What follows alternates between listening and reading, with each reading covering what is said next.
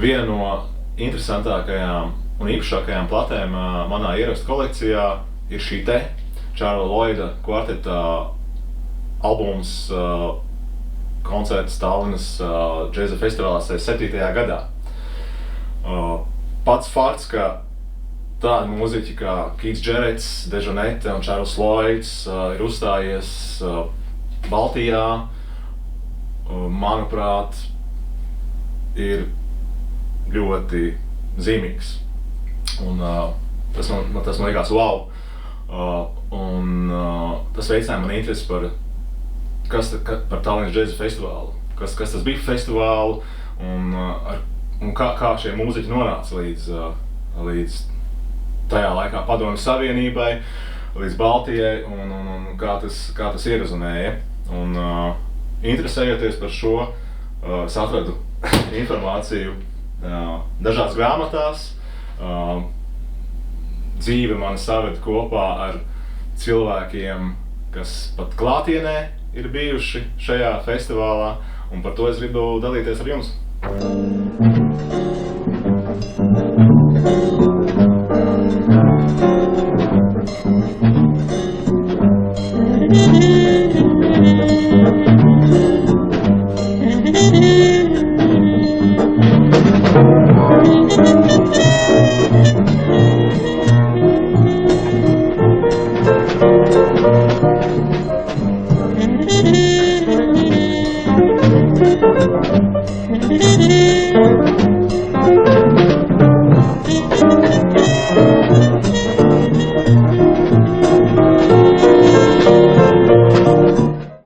Jāsaka, es atkāpšos, kad Tallinas un Tartu festivāli mums jau bija kopš 58. gada.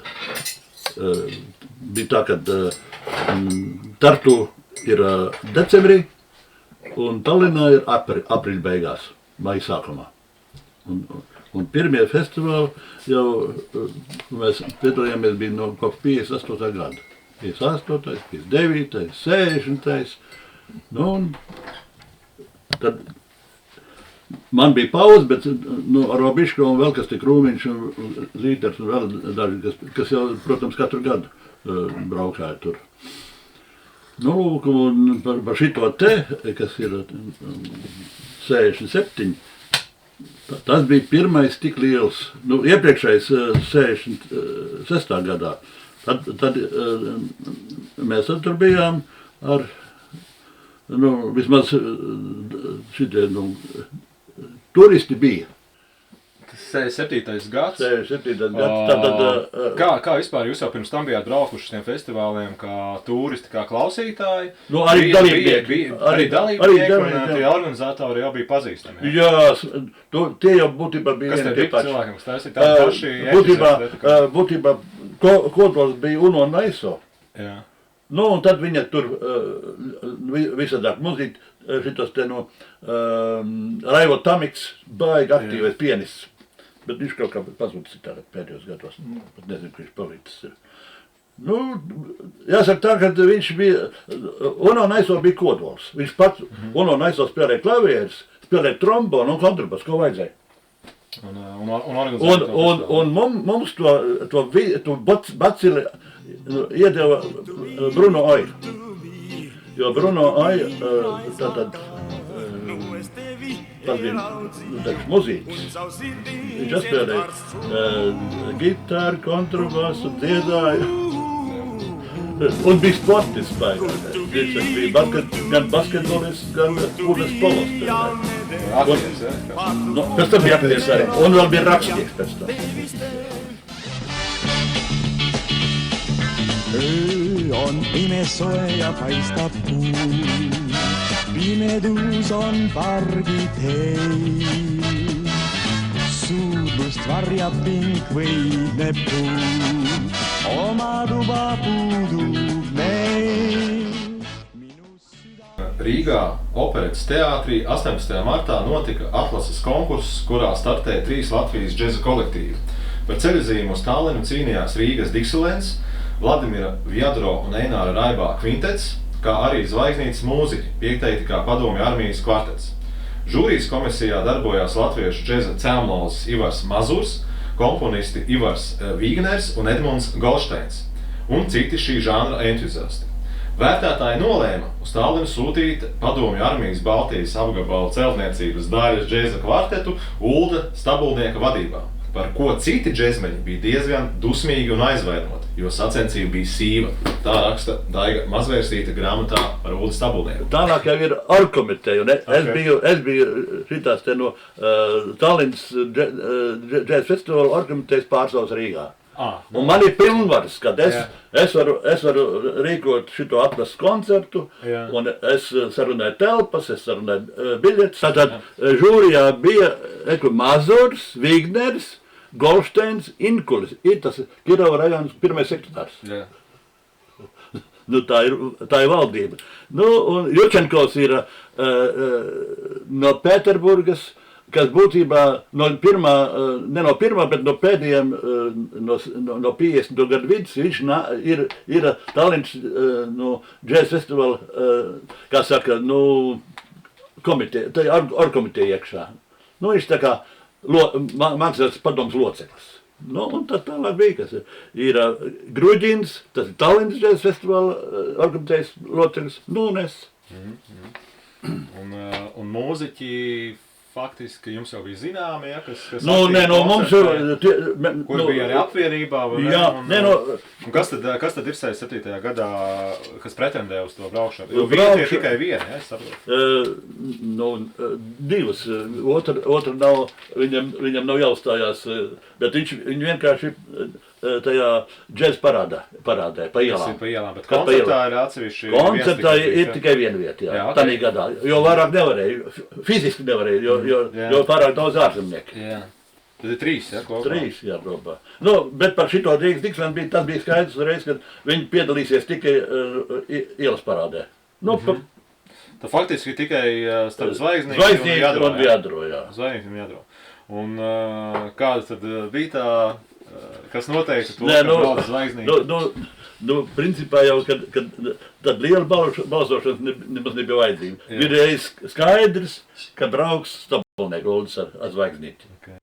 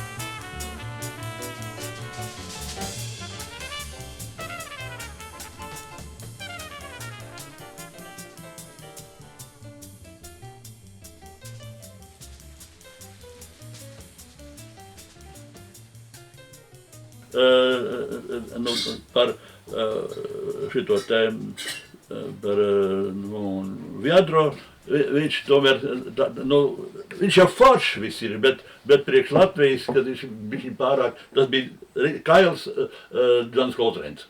Jā. Kas spēlēja Viadro, kas mēs tas kvintetā? Raibais, tad būzinieks. Raibais, jā. Viadro ir pats tas saksofonists, jā. Jā, nu kas tu šita te nav, bet Naums Perferkovičs. Tas bija pianists? Pianists, jā. Un kas viņas basis pat neatcerās.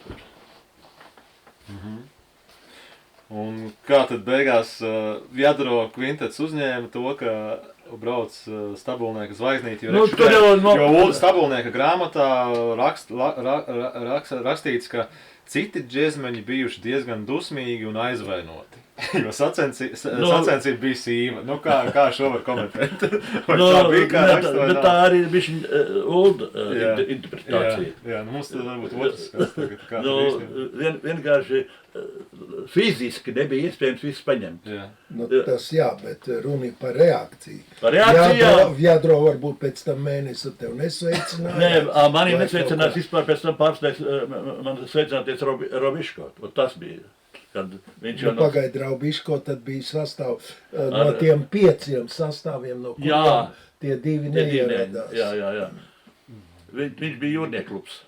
Ar Bāliņu. Bet viņi arī pretendēja, tā kā... No te bija 5 sastāv minēti. Ieradās 3.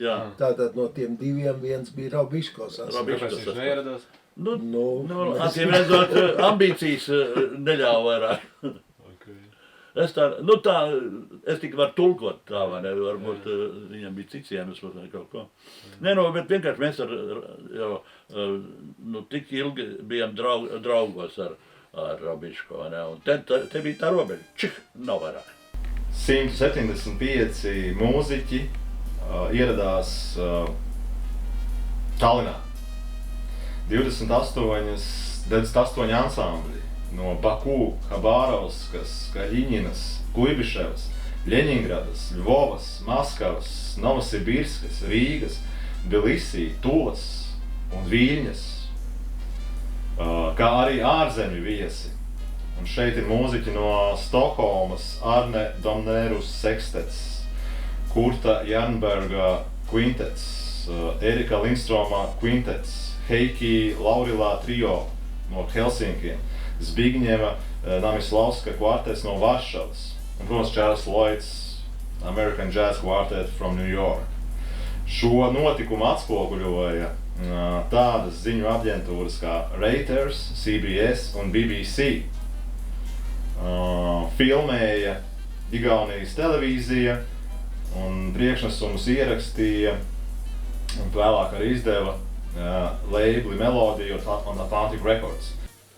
Latvijas publika ne pirmoreiz braukāja uz Tallinu. Viņi tā kā iepriekšējos gadus arī viņi, bet tik liels, tas interesanti, kas gribēja braukt tieši šoreiz, jo ļoti daudz ārzemnieku bija. Tas, kas jau bija zināms, kas būs, vai ne? Čehi, poļi, zviedri un Somi, tradicionāli zviedri un Somi, jo tie jau vairākas reizes bija bijuši, vai ne? Un kur tā vēl visi maskavieši un Pēterburgas, Vainštēna sastāvs. Un tanī gadā viņi bija par tā mazo sastāvu. Gološčokins arī bija. Gološčokins, jā, kā tād. Gološčokins un šitas te, to Gološčokins, tas Golšteina Nasova to kvintetu, 67. gadā es sarīkoju viņiem Buišu klubā koncertu. Tas jau pēc festivāla.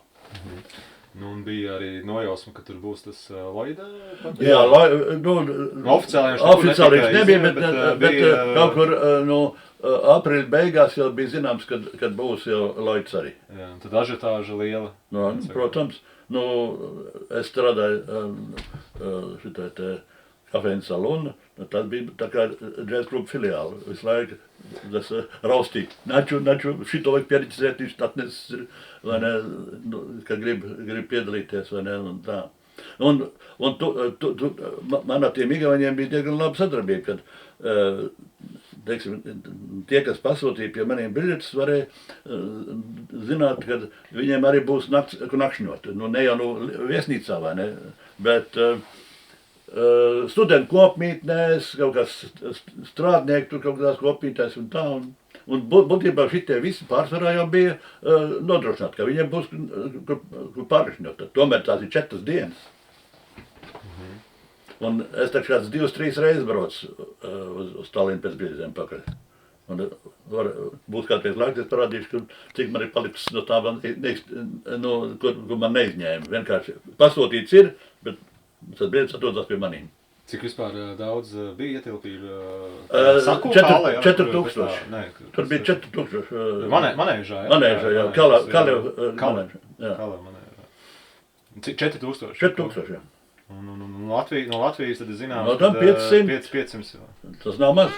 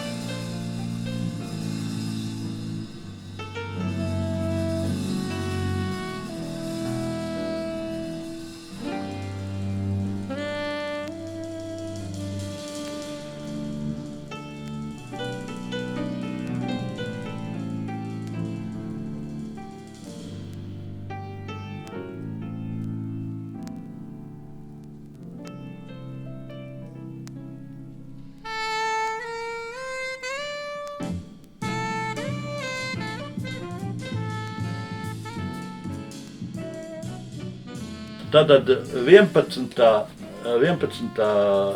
maija vakarpusē pienāca Tallinā uz peronu no Somijas viens vagons. Te vagonā iekšā bija tātad Vilis Kānovičs, Edi Kanaver, Avak Jānis un visi šitie te Čārlis Lloyda kvartets, un spēlē Rīgas Dixielands, baigo šito te, un šitie te kā pārā no vagona pa vienu. Tad tur arī bija baigās ovācijas. Tur bija pilns ar, tie, kas jau zināja kaut cik, ka tur tāda lieta ir, tad pārsvarā jau tie bija igauņi. Bet es tur tiku. Un tad es uzreiz netērējot laiku, piegāju klāt pie Šerliju, no Šerliju paņem šito te autogrāfu un pie Vilis Kānoviča paņem to autogrāfu. Mūzikas izdevniecības Melodija Rīgas studijas izveidotājs, skaņu režisors Aleksandrs Grīva savās atmiņās raksta: tas bija mans pirmais starptautiskais koncerta ieraksts, kad sāku strādāt Melodijā. Toreiz bijām laimīgi, ka izdevās personīgi iepazīties ar slaveno Vilis Kānoveru, kas vadīja pasaulē populāro The Jazz Hour no Amerikas balss Vašingtonā. Koncerta dienās Vilis Kānovers bieži nāca pie mums ierakstu režijā, klausījās stereo kvalitāti un lūdza nokopēt arī viņam dažus ierakstus. Vilis jutās ļoti omulīgi, starpbrīdī bez mūsu piedāvājuma uzcienājās ar mūsu garšīgajām biezpienu maizītēm, kas atradās uz palodzes. Šajā festivālā veiksmīgi sākās arī mana sadarbība skaņu ierakstos ar Ivaru Vīgneru. Bija patīkami, ka Ivars runāja angliski un labi pārzināja jaunākos notikumus pasaules džeza mūzikā. Un tad status, kāds ir mūziķiem, viņi nav pieteikti, viņi ir atbraukuši kā turisti, jā? Jā, bet viņi jau neko neizcēlās. Tur es dabūšu kaut kur jums šito te bildītes, kur ir, šitie te amerikāņi, Čārlis Lloyda kvartets, tur pie tā netālu no viesnīcas, tur bija viena vidusskola. Un tā vidusskola viņi gāja iekšā spēlēt basketbolu, spēlēja kāds priekš par sevi. Nevis tā, viņi bija pārsvarā tik 300, tur bija tad šitie te Lloyds, Jack Dejournette un Rons Maklūrs. Rons Maklūrs, nē. Basketbolu viņš nespēlēja. Jā. Sargāja savus pirkstus. Jā. Jack Dejournette. Dejournette būtu. Jā. Tā viņam viss tās dienas pagāja. Viņam, protams, mēs tik neredzēju, kurā vietā viņi būtu sēdēji. Es nekur neredzēju, ka viņi būtu publikā. Publikās viņš neredzēja. Jā, publikā, man liekas, arī kaut kā bija, vai nav kaut kur, nē. Nē, viņi jau rekam neinteresē. Nu, skaidrs. Ja, nu viņi, acīm redzot, viņiem jau turnēja, un šis pasākums viņiem ir kā pasniegs droši vien tika kā kārtējais koncerts, kas jānospēlē. Jā. Šeit ir moments, ka kamēr viņi šeit viesojās, organizatori tad meklēja veidu, kā tikt iekšā Kremlī, lai būtu viņam arī kaut kāda atļauja, teiksim, lai legalizētos. Tā. Bet interesanti viņu atlīdzība, ja? Vai viņi tiešām kā, pa brīvu brauc spēlēt, kas viņiem bija menedžers vai Džordžs Avakians vai ne, kurš pārstāvēja viņu to ierakstu kompāniju. Man liekas, tā bija, ka Avakians. Vai arī, atvainojiet, varbūt to visu sponsorēja Voice of America, jā? Ar varbūt, Jā, valdība. Valdība, varbūt. jā. To mēs nezinām, tik smalki. Mēs zinām, ka viņš iznāk uz plati un viss tas ierakstīts un uzfilmēts un tā. Čārlis Loits jau nekur par šito te viņš ir apvainojies par to, kā saka, organizējis un to, it kā to Kremļa, to rīcību, ka viņi netika tā uzreiz presi, visur šitā te, bet viņi tā klusi, tā uznāca ārā, pat viņi nebija pārliecināti, ka viņi tiks. Un kā tad viņi tika? Es jums stāstīju. Zvanīja Ojekars ar Šulcu, tas ir kultūras pārvaldes, tas priekšnieks, kas viņš tur bija. Viņa aizgāja uz vietējo šito centrālu komiteju, Igauņu. Un tur ir Kremļa šitas telefons pieejams. Kur citur jau nav, no automāta nepiezvanīs. Un viņi zvana uz Kremļu, un tad otrā galā, kas Igns pats ir augšā to klausuli. Un šie stāsti tāda un tāda lieta, mums ir ielūgti šitie amerikāņi kvartets. Tad publika gaida, kad atļauj, kad varētu uzstāties. Un kas Igns bija teikt, ja jau jūs esat ielūguši, tad uz priekšu.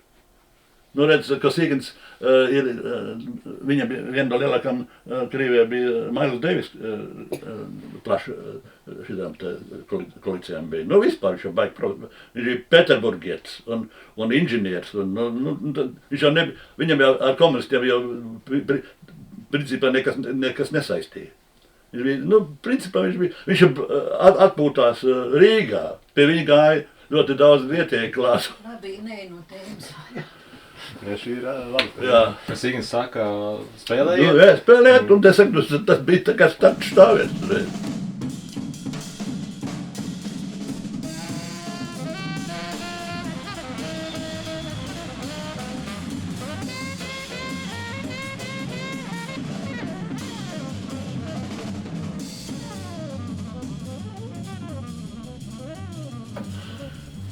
Pa galu pa katru uzreiz tas ir pusstundas laikā jau spēlē.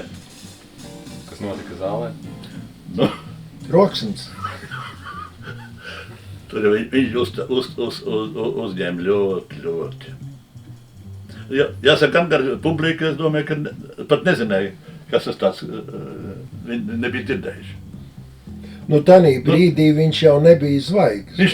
Viņš jau nebija. Tas bija pirmais sākums tikai. Nē, viņš jau pa Eiropu, viņš bija braukājis. Zināja. Bet kopumā viss... Mails Devis status nekas, Keith Jarrett, Jack Dodgenet, viņi tikai sāka. Tikai sāka, jā. Tā. Novācijas nerimās stundu, jā, pēc koncerta. Pusstundu vismaz. Es tagad nevaru, manuprāt, ja tāds bija, es netiku iekšā, vai tur kāds Džeims ar viņiem nebija. Jā. Tallinā nebija. Tur bija, tas ir Pēterburgā, tur bija. Un tur organizēja visu šito te, ar mani labi čomi, Vihaļovs, principā. Šita Vilis Kanaveram bija... Tātad no Tallinas viņi devās uz Leņingradu toreiz, jā. Ar laikamā vilcienu. Droši vien. Un man tika uzdāvināts 2 plates ar šito Vilis Kanavera autogrāfiem, vai ne? Un Jurijam Vihariem tika Atlantijas čemodāns. Tur kāds 50 plats iekšā. Boksets. Jā. Un tad ilgus gadus viņš no tāda dzīvoja. Viss jau viņš nepārdīja uzreiz, bet pa vienai, pa divām, tad kritiskā brīdī viņam tā kā banka tā bija. 1967. gada 13. jūlijā iznāca kārtējais žurnāla Downbeat numurs, kurā cita starpā iekļauts raksts par Čāva Loida kvarteta vizīti Padomju Savienībā un Tallinas džēza festivālā. Raksta nosaukums Ovācijas un vilšanās. Vilšanās droši vien par to, ka honorāru tā arī mūziķi nesaņēma, jo kā rakstīts rakstā, ka šīs te honorāru vajadzēja maksāt kādai privātai amerikāņu organizācijai Citizen Exchange Corps, kas tā arī to neizdarīja. Un mūziķiem faktiski tika nosegta tikai viesnīca un ēšana. Pārējo viņiem bija jādara par savu naudu un spēlēja viņu tātad tīri bez mākslas, ja tas attiecās uz to finansiālo pusi. Vilšanās droši vien bija arī par to, ka šis te viss neziņa par to, vai spēlēs vai nespēlēs, arī ierašanās kā turistiem, oficiāli neoficiālais ielūgums, ko producents Alika Jānis, kas ir Atlantika, kurš jau bija viesojies pirms tam Padomju Savienībā ar Beniju Gudmanu tūrē. Viņš jau bija iepazinis šīs te aizkulises, kā notiek lietas, teiksim, Padomju Savienībā. Un tātad, jā, bet mūziķiem tas bija kaut kas jauns un neierasts. Un arī tas, kad uzaicināt uz kādu TV šovu zālē, filmējot un bez publikas, tukšā zālē. Čāvs Loids saka, kur ir publika, bez publikas nespēlēšu. Tā kā mūziķi vēlējās spēlēt, mūziķiem tas nebija saprotams, kā var vispār neļaut mūzikai būt. Bet to visu kompensēja ovācijas. 8 minūtes 20 sekundes. Tāds šeit ir šajā rakstā piefiksēts timings, ja laiks, cik ilgušas ovācijas. Tātad, un droši vien tas arī tad kompensējas visus šos te, šīs visas, teiksim, tādas negatīvākas lietas apkārt. Kas vēl? Pats Čāvs Loids apminās to, kā fantastisku uzstāšanos, arī Alika Jānis uzskata, ka šī bija Tallinas džēzā festivālā viena no labākajām, ja ne pati labākā kvarteta uzstāšanās uz to brīdi, kas bija notikusi, un rezumē beigās šo visu, ka mūzika, ko spēlēja Čāva Loida kvartets, bija enerģiska, bija tā, ko jaunieši vēlējās, un mums ir sajūta, ka mēs atvērām kādas durvis, kuras cerams paliks atvērtas. To saka Alika Jānis pēc festivāla. Mēs atliek tikai pievienoties. Durvis tika atvērtas un pārējais vēsture.